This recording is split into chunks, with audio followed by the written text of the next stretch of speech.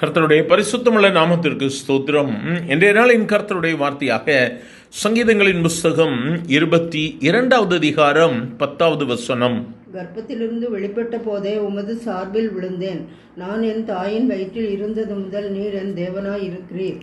எனக்கு அருமையானவர்களே, இந்த இடத்துல வேதத்தில் சங்கீதக்காரன் சொல்லும் பொழுது மிகவும் அருமையாக சொல்லுகிறார். என் தாயின் கற்பத்திலிருந்து நீர் என்னை தெரிந்து எடுத்திருக்கிறீர். என் தாயின் கற்பத்தில் இருந்து நான் வெளிப்பட்ட போதே நான் உம்முடைய சார்பில் விழுந்துட்டேன் ஆண்டவரே. என் தாயின் வயிற்றில் இருந்தது முதல் நீர் என் தேவனாய் இருக்கிறேன். ஜெபத்திலே உருவாக்கப்பட்டு, ஜெபத்திலே வளர்க்கப்பட்டு, ஜெபத்திலே வெளிப்பட்டிருக்கிறேன் என்று சொல்லும் பொழுது சங்கீதக்காரன் தேவனோடு கூட உள்ள நட்பை, உறவை இப்படியாக வெளிப்படுத்துகிறார்.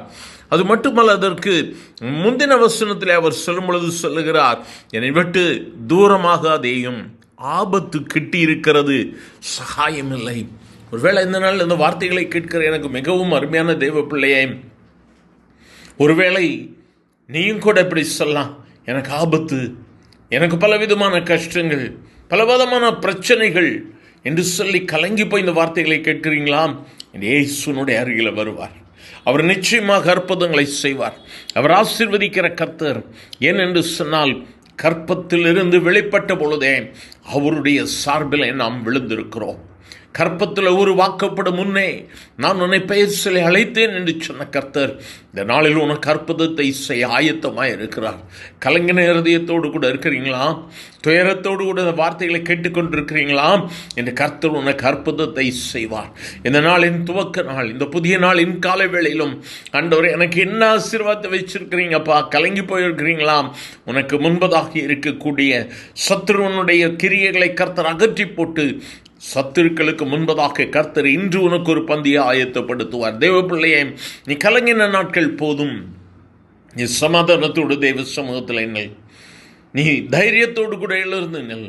இயேசுனுடைய அருகில் இயேசுவின் கரம் உன் குடும்பத்தின் மேல் இறங்குகிறது. இன்று அவர் உனக்கு அற்புதத்தை செய்கிற நாள்.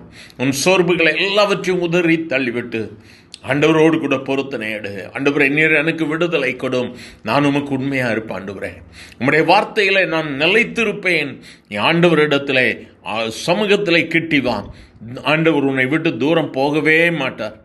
ஆண்டவர் உன்னுடைய அருகில் வருவார், உன் நெருங்கி வருவார். கர்த்தரை நோக்கி நீ கூப்பிடும் பொழுது அவர் இன்று உனக்கு சகாயம் பண்ணுவார். நோக்கி பார்க்கலாமா? எங்கள் அன்பின் ஆண்டவரை, ஆசீர்வதிக்கப்பட்ட இந்த காலை வேளைக்காக நன்றி அப்பா. பலவிதமான துயரங்கள், பலவிதமான கஷ்டங்களின் மூலமாக உம்முடைய பிள்ளைகள் இந்த இடத்தில் உம்மை நோக்கி கூப்பிட்டு கொண்டு இருக்கும் பொழுது கர்த்தருடைய கரம் அவர்கள் மேல் இறங்கட்டும். ஆண்டவரே தகப்பனே, உம்முடைய சார்பில் விழுந்திருக்கிறார்கள். தேவனுடைய கரத்திலே நாங்கள் அமர்ந்திருக்கிறோம், விழுந்திருக்கிறோம். ஆண்டவரே, நீர் அற்புதங்களை செய்யும். கேட்கிற ஒவ்வொருவருக்கும் தூரமாயிராதையும் ஆண்டவரே, சமீபத்தில் வந்து, அருகில் வந்து கர்த்தர் அற்புதத்தை செய்யும். கூப்பிடுகிற ஒவ்வொருவருக்கும் நீர் கொடுக்கிற விடுதலை கை ஸ்தோத்திரம், ஆசீர்வதியும். இயேசுவின் நாமத்தில் பிதாவே, ஆமென்.